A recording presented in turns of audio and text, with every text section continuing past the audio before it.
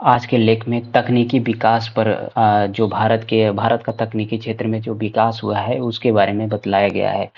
अब तक क्या विकास हुआ है और सरकारें कितनी विफल रही हैं विकास में और हम कितना विकास कर सकते थे चीन और देशों के मामले में। और बेसिकली आज के डेट में जो भारत की सरकार है वो किन-किन देशों से समझौता कर रही है नवाचार के क्षेत्र में, उसके बारे में बतलाया गया है। और आगे की इसका क्या भविष्य होगा, उसके बारे में ज़्यादा विश्लेषण किया गया है। तो हम आज का लेख देखते हैं। प्रधानमंत्री की इस बार की अमेरिकी यात्रा एक ऐतिहासिक रही। इस दौरान प्रधानमंत्री और अमेरिकी राष्ट्रपति के बीच महत्वपूर्ण समझौता हुआ। दोनों देश भविष्य को आकार देने वाली अहम प्रौद्योगिकियों artificial intelligence, semiconductor, quantum computing, high performance computing और स्पेस को विकसित करने में साझेदारी करने की सहमत हुए हैं।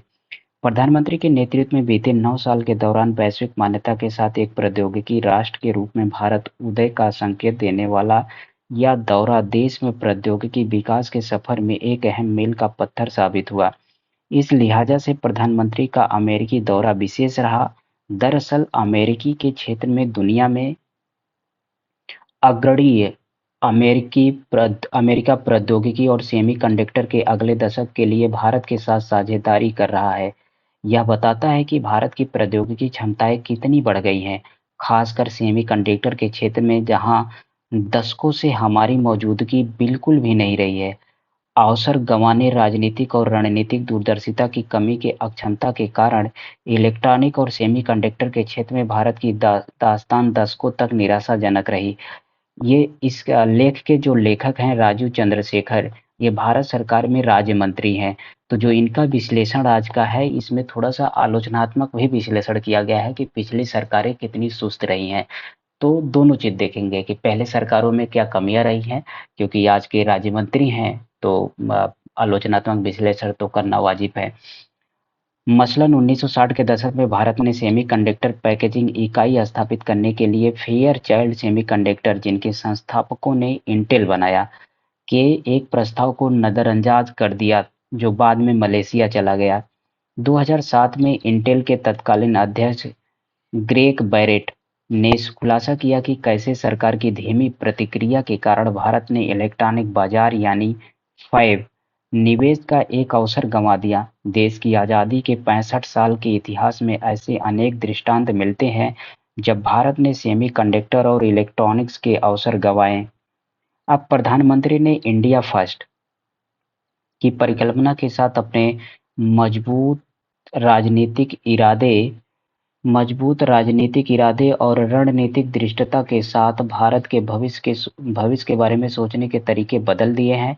उन्होंने भारत के इलेक्ट्रॉनिक परिवेश का पुनर्निर्माण किया है, जिससे यह दुनिया भर में सबसे तेजी से उभरते इकोसिस्टम में शुमार हो गया है। उन्होंने अगले कुछ वर्षों में 1 खरब डॉलर की डिजिटल अर्थव्यवस्था बनाने का लक्ष्य रखा है। जब देश के जीडीपी में डिजिटल अर्थव्यवस्था की 20% हिस्सेदारी होगी, संवहनीयता और सुरक्षा से लेकर टीके, इलेक्ट्रॉनिक्स और सेमीकंडक्टर तक विविध वैश्विक चुनौतियों को लेकर भारत को अब एक भरोसे भागीदार के रूप में माना जाता है। 19 महीने पहले दिसंबर 2021 में प्रधानमंत्री ने 10 अरब डॉलर के भारत सेमीकंडक्टर मिशन आईएसएम को मंजूरी दी थी, जो भारत के सेमीकंडक्टर इकोसिस्टम को प्रोत्साहन देने की दिशा में एक व्यापक दशकीय खाका है, जिसमें डिजाइन और अनुसंधान से लेकर प्रतिभा, एटीएमपी और फैब्स तक पूरे परिदृश्य को शामिल किया गया है। देश में डिजिटल और नवाचारी अर्थव्यवस्था के विस्तार में पहल का महत्वपूर्ण योगदान है और इससे वैश्विक सेमीकंडक्टर बाजार में भारत की पर्याप्त हिस्सेदारी हो गई है। इससे सेमीकंडक्टर डिजाइन स्टार्टअप के विकास को प्रोत्साहन और दुनिया की बड़ी कंपनियों के साथ भारत की वैश्विक साझेदारी को संबल मिला है। गुजरात के गांधीनगर में 28 से 30 जुलाई को आयोजित सेमीकॉन इंडिया 2030। तो सेमीकॉन इंडिया 2030 कहाँ आयोजित किया जा रहा है? गुजरात के गांधीनगर में। भारतीय सेमीकॉन कौशल और चिप डिजाइन नवाचार का प्रदर्शन हो रहा है। बेंगलुरु में इसके पहले संस्करण के महज 15 महीने बाद यह आयोजन हो रहा है। सेमिकॉन इंडिया के फ्यूचर स्किल ने उद्योग और सरकार की साझेदारी में 85,000 इंजीनियरों के लिए एक व्यापक वीएलएसआई पाठ्यक्रम विकसित किया है, जिसे 300 संस्थानों में इस शैक्षणिक वर्ष में लागू किया जा रहा है। भारत पहले से ही दावा करता रहा कि वैश्विक सेमीकंडक्टर डिजाइन प्रतिभा में इसका 20% योगदान है, और अब एप्लाइड मटेरियल्स और लैम रिसर्च जैसी प्रमुख सेमीकंडक्टर निर्माता कंपनियां भारत को कौशल और प्रतिभा विकास के लिए अपना केंद्र बना रही हैं। देश में सेमीकंडक्टर इंडिया फ्यूचर डिजाइन के तहत 30 से अधिक सेमीकंडक्टर डिजाइन स्टार्टअप स्थापित किए हैं। इनमें से 50 स्टार्टअप को पहले ही वित्तीय सहायता मिल चुकी है और 25 अन्य का मूल्यांकन किया जा रहा है।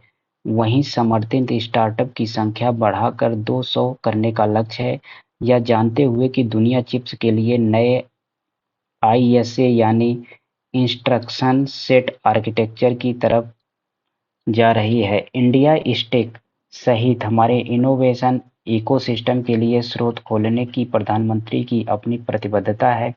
सरकार ने डिजिटल इंडिया RISSC 5 DIR5 कार्यक्रम शुरू किया है, जिसका लक्ष्य अगली पीढ़ी के प्रोसेसर्स विकसित करना है। भारतीय स्टार्टअप और उद्यम न सिर्फ RISC-5 प्रौद्योगिकी के लिए प्रतिभा केंद्र बनेंगे, बल्कि विविध अनुप्रयोगों के लिए RISC-5 SoC के वैश्विक आपूर्तिकर्ता भी बनेंगे। सेमीकंडक्टर मेमोरी के क्षेत्र में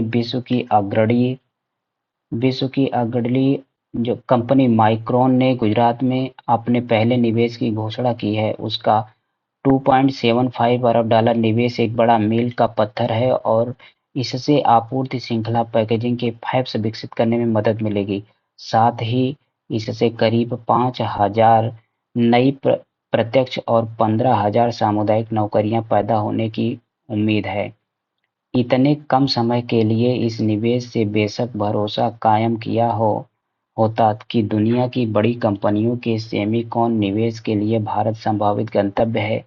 इंडिया सेमीकंडक्टर मिशन द्वारा assembly, testing, marketing and packaging और फैब्स के कई प्रस्तावों का मूल्यांकन किया जा रहा है, जिसमें 40 NMCMO फैब्स और multiple compound Semicon ATMP and fabs प्रस्तावित शामिल है।